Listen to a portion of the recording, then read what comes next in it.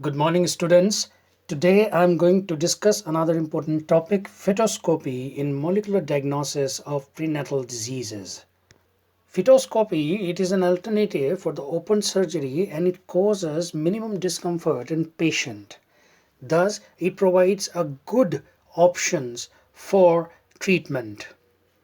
In subsequent slide, I'm going to explain what is fetoscopy, what is a fetoscope, its various components, and then I'm going to discuss some of these prenatal genetic diseases. Further, in other slides, I will explain all those important genetic diseases one by one. Students, a fetus developing inside the womb may have some kind of genetic disease and some malformations which can be easily diagnosed by the ultrasound, and then there is a requirement for the intervention or the treatment of this particular malformation.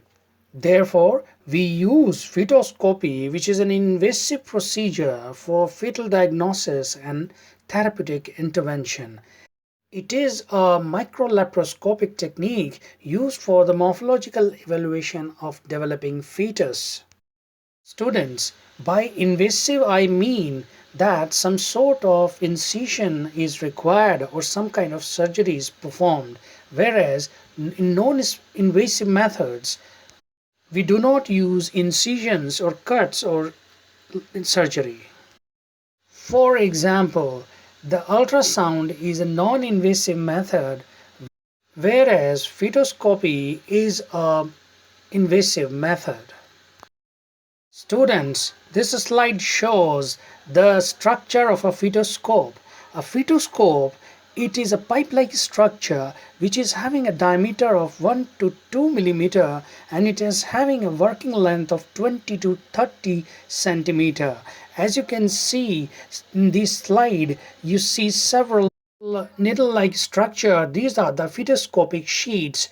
Then you have a telescope through which a doctor can visualize inside the body. You can also see the micro scissors for cutting and micro grasper for holding the tissues.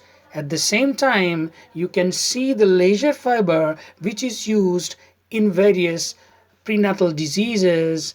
The detachable balloon which you see at the bottom of the slide is used in twin-twin transfusion syndrome, in which this balloon is inserted into the trachea of the baby and then it facilitates the breathing.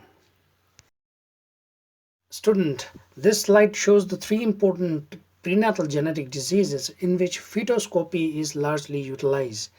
The first one is spina bifida, which is also known by the name myelomeningocele. The second one is twin-twin transfusion syndrome, that is TTS. And then we have the congenital diaphragm hernia, that is CDH. In subsequent slides, we are going to discuss all these genetic diseases one by one. Spina bifida, it's a neural tube defect in which the neural tube comes out through the spine. The inner content of neural tube can be seen as a lump hanging at the back of the baby. There is an urgent need to correct this malformation even inside the womb to ensure the safety of the developing fetus. This is a very difficult surgery which is requiring a lot of expertise, and there are only few centers which are offering these services. Spina bifida is performed in the 28th to 26th week of gestation. This procedure is performed under anesthesia and an incision is made in the womb and the tissues from the defect part of the spine is removed and the muscles are carefully closed and stitched. Then, thereafter the baby develops normally.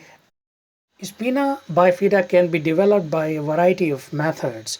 For example, ultrasound. Ultrasound can easily show any malformation in developing fetus at a very early stage. In a biochemical test, alpha fetoprotein AFP can be assessed in a blood test of a mother. Alpha fetoprotein is made by the unborn babies, and this protein crosses from the baby through the placenta to the mother. A test can be done that measures its level in mother's blood. If the levels of AFP proteins are higher, then this can reflect any kind of prenatal genetic diseases. Twin transfusion syndrome in monozygotic twins is another genetic malformation. These identical twins having separate amniotic sac but share a common placenta. Thus, these are monochorionic but diamniotic twins. That means they have their separate amniotic fluid, but they both are enclosed in a same chorionic membrane. Blood vessels connect the blood system of twins with one another. In twin transfusion syndrome, one fetus becomes donor with low blood supply and the other becomes recipient with high blood supply. As a result of high blood pressure, recipient fetus urinates a lot and its amniotic fluid quantity increases. As the donor amniotic fluid quantity decreases because of the low blood pressure and less urination. This problem can be solved by fetoscopy using a specialized procedure called laser photocoagulation of blood vessels, in which the shared blood vessels are photocoagulated and thus both the fetus gets independent blood supply from the placenta. Thus both develops normally. Slide, I'm going to explain what is congenital diaphragmatic hernia or CDH. Let us first understand what is a diaphragm. Diaphragm is a dome-shaped muscular sheet that separates the chest from the abdomen. Diaphragm helps in breathing and it contracts and expands during the breathing. In some babies with CDH, this diaphragm does not develop properly, and some holes or openings are left in diaphragm, and thus through these openings the abdominal organs begins to push through or herniate and compress against the lungs. Thus the lungs do not develop properly and babies have difficult breathing. Genetic malformation can be corrected by a specific fetoscopic surgery called FETO.